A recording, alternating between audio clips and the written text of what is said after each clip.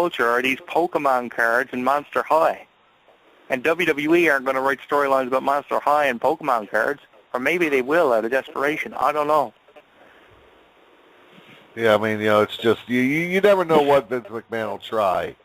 But, Vince McMahon also has to be practical, too. I mean, with the way it was starting to get in 1992, where everything had to have a character, that had to have a character, I'm surprised you did not see a Mighty Morphin Power Ranger. Yeah, they tried that with MVP, remember? Montel Vontavious Porter, Antonio Banks was supposed to be Power Ranger.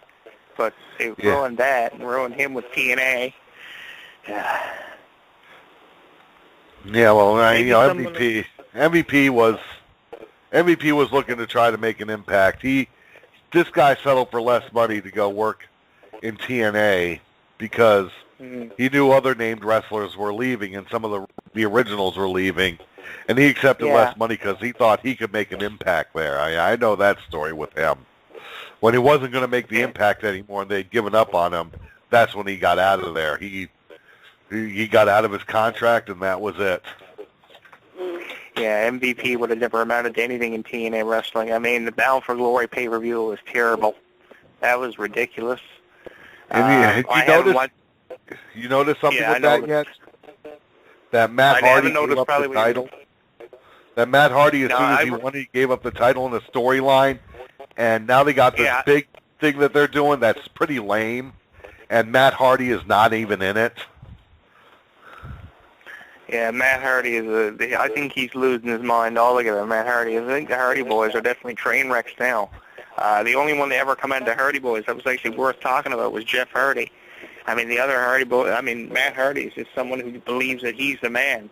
You can't touch Matt Hardy. I'll be honest with you. I mean, Jeff Hardy got to live off of the things that Matt Hardy made famous. The Twist of Fate was originally Matt Hardy's move. I mean, some of the things Matt Hardy did, ultimately in the end they gave it to Jeff Hardy too because they didn't know where else to go with Jeff Hardy because he couldn't take the bumps like he used to anymore.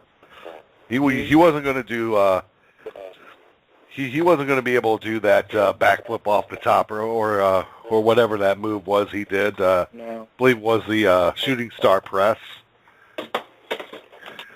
He wasn't going to be able to do that, or the swanton. He wasn't going to be able to do that anymore because he took so many bumps that his body couldn't handle it anymore. I mean, for example, Daniel Bryan, in my opinion, is probably that was a cluster. That was so messed up. What happened with Daniel Bryan too? I mean, they put so much emphasis on him. That's one of the big reasons why you still see him active in some way or another. They're trying to get him back into the ring, and I'm saying again, it's too soon. It's too soon to put him in there. With a neck injury like that, oh my goodness. I mean, he came back. If he gets in the ring now and gets another neck injury, he could be paralyzed. No, he could be for sure.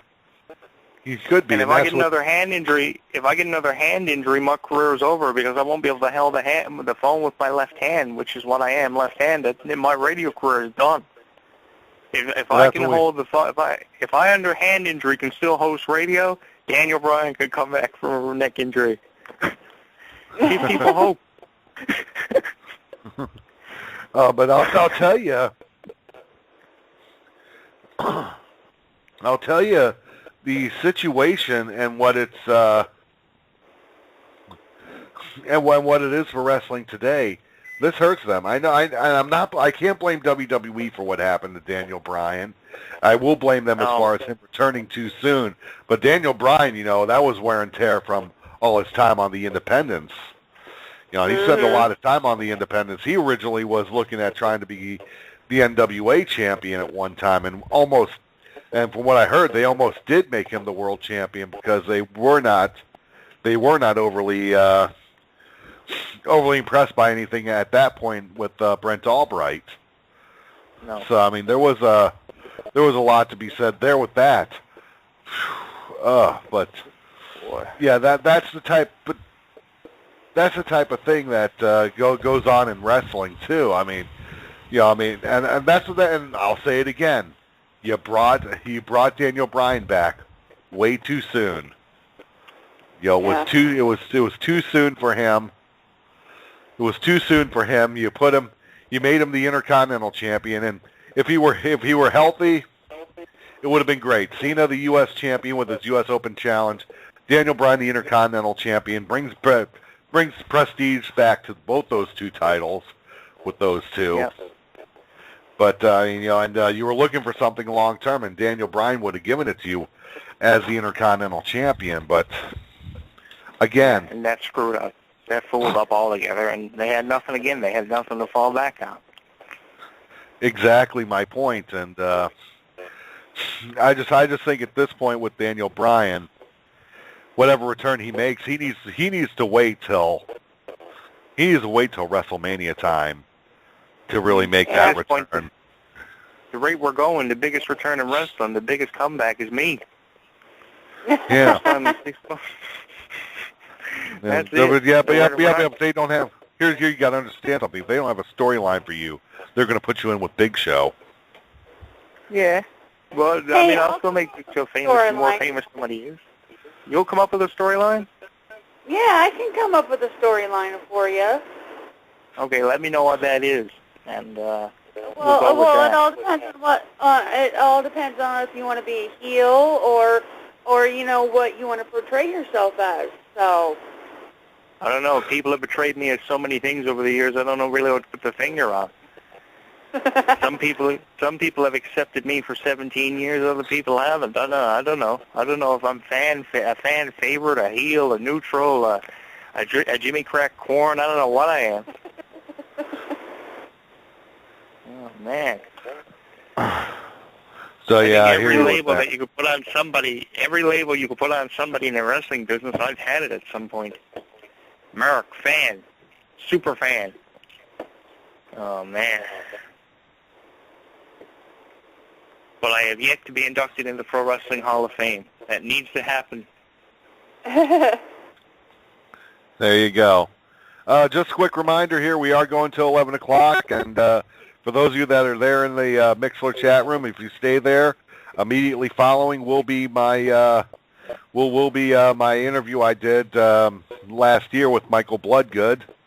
He's the bassist to the Christian heavy metal group Bloodgood, and the founder too.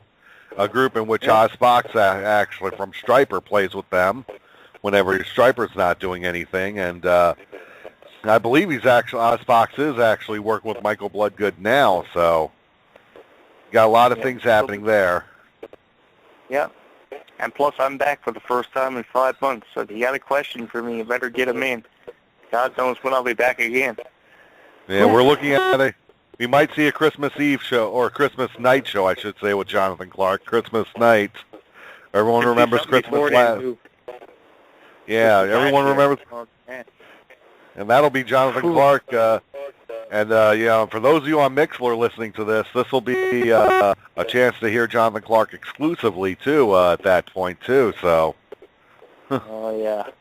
I think that everybody enjoys this. Everybody enjoys stuff like that. I don't know why. I just sit down and I make the intros and I come up with different things to talk about, and I think everybody enjoys that because it's not every day that back in the day I used to be on the radio every single day.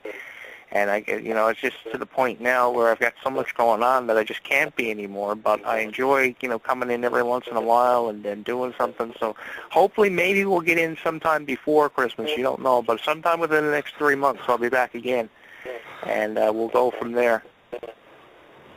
Yeah, definitely.